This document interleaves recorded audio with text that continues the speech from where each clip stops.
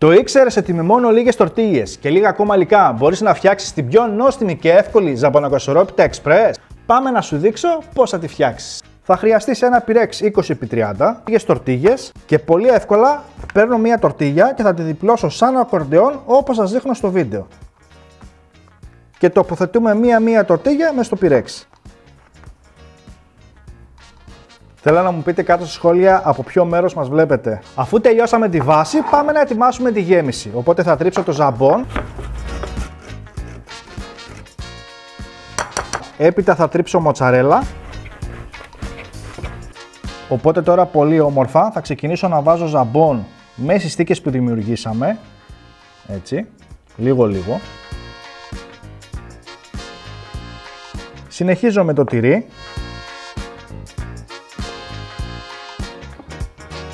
Και τώρα για να δέσουμε όλα τα υλικά πάμε να ετοιμάσουμε το μαγικό μείγμα. Θα χρειαστούμε 3 αυγά,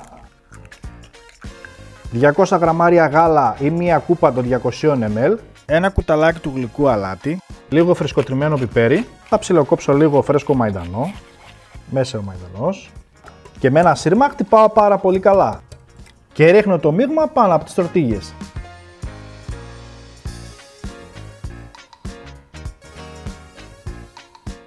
Και επειδή μας αρέσει το τυρί, από πάνω λίγο έξτρα φρεσκοτριμμένο τυράκι. Και είμαστε έτοιμοι για ψήσιμο. Ψήνουμε σε προθερμασμένο φούρνο στον αέρα στους 190 βαθμούς για περίπου 40 με 45 λεπτάκια. Και φυσικά ψήνουμε πάνω σε σχάρα. Καλό μας ψήσιμο. Η ζαμπανοκασερόπιτα είναι έτοιμη. Κοιτάξτε χρωματάκι, μυρίζει απίστευτα.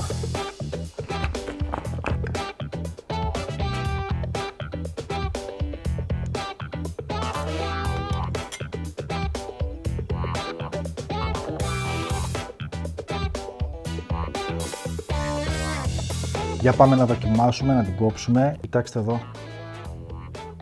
Είναι ζουμερή, έχει όλες τις γεύσεις από το ζαμπόν, από το τυρί. Πραγματικά είναι απίστευτη. Θέλω οπωσδήποτε να φτιάξετε αυτή τη ζαμπανοκασερόπιτα. Είναι εύκολη, γρήγορη, είναι ζαμπανοκασερόπιτα express και να μου πείτε εντυπώσεις φυσικά κάτω στα σχόλια. Εσείς τώρα μην ξεχνάτε να κάνετε ένα like και μια κοινοποίηση στους φίλους σας, γιατί φυσικά έτσι με βοηθάτε να σας δίνω ωραίες συνταγούλες. Μέχρι το επόμενο βίντεο να περνάτε καλά, γεια σας!